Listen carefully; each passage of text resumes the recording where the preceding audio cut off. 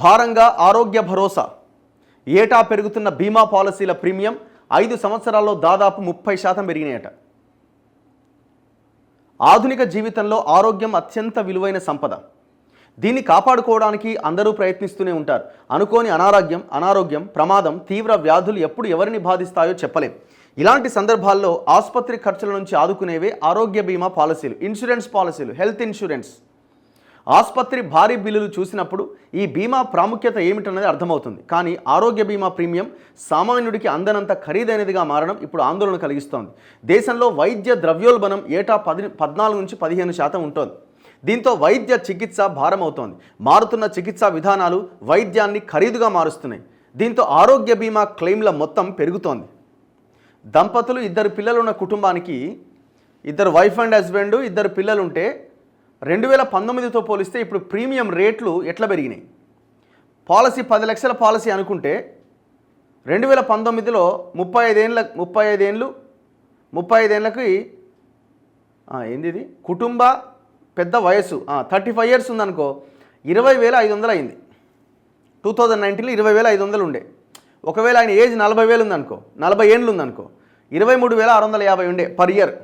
46 ఏళ్ళు ఉందనుకో 33,568 రూపాయలు ఉండే వైఫ్ అండ్ హస్బెండ్ అండ్ 2 పిల్లలకి. అంటే ఆ 20,500 కడితే ఆ 1 ఇయర్ పాటు మీకు ఏదైనా ఆ నలుగురిలో ఎవరికైనా ఏదైనా ఇబ్బంది వస్తే ఇన్పేషెంట్స్గా వాళ్ళు జాయిన్ అయితే హాస్పిటల్ ఏదైనా ప్రమాదం ఇంకేదైనా దాంతో వాళ్ళకి 10 లక్షల వరకు క్లెయిమ్ అవుతుంది అనమాట. అంటే ఫ్రీ ఇది కడితే. కానీ ఇప్పుడు ప్రీమియం రేట్ ఎంత పెరిగిందంటే 2019లో 20,000 ఉన్నది 35 ఏళ్ళ వయసున్న ఒక ఇంటి పెద్దకి 28,556 రూపాయలు ప్రీమియం అయిందట. అంటే దాదాపు 7-8 వేల రూపాయలు పెరిగింది జస్ట్ ఒక 6 ఇయర్స్లోనే. 5 to 6 ఇయర్స్లో ప్రీమియము 7 నుంచి 8 వేల రూపాయలు పెరిగిందట. అసలు మనం ఎందుకు ఈ చర్చ చేస్తున్నాం? ఇప్పుడు ఒక ఆయనేమో బంగారు తెలంగాణ అని, ఇప్పుడు ఈయన ఏదో తెలంగాణ అంటుండే, ఈయన ప్రజాపాలన ఇంకేదో ఈయన అంటుండే. ఇక ఆయన దేశంలో ఉన్న ఆయనేమో వెలిగిపోతుంది దేశం అని ఆయన అంటుండే. మేము ఉన్నప్పుడు బాగుండే అని ఇంకొక ఆయన అంటుండే. ఎవరికి వాడు అధికారంలో ఉన్నప్పుడు వాళ్ళు చేసే పనులను మెచ్చుకోవడం తప్ప, అరే నువ్వు ఎడ్యుకేషన్లో హెల్త్లో నువ్వు చూపించిన నీ పాత్ర ఏంది అంటే ఓనికి నోరు రాదు.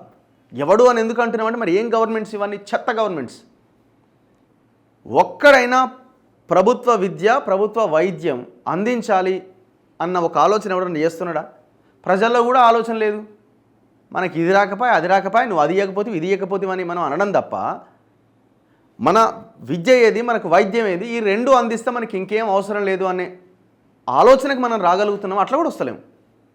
ఎట్లా వస్తాం? ఎమ్మెల్సీ ఎలక్షన్లో గ్రాడ్యుయేట్స్ దగ్గర నుంచి టీచర్ల దాకా మొత్తం తాగుడుకు అలవాటు పడి, పైసలకు అలవాటు పడి ఎలక్షన్స్ చూస్తున్న మనము ఈ రకమైన ఆలోచన మనం ఏం చేస్తాం? ఇక ప్రజలకు అలవాటు అయిపోయింది. ఏముంది, ఎవడు వచ్చినా ఇంతే. కానీ ఏదో ఒక దగ్గర మనం గట్టిగా నిలబడాలి కదా.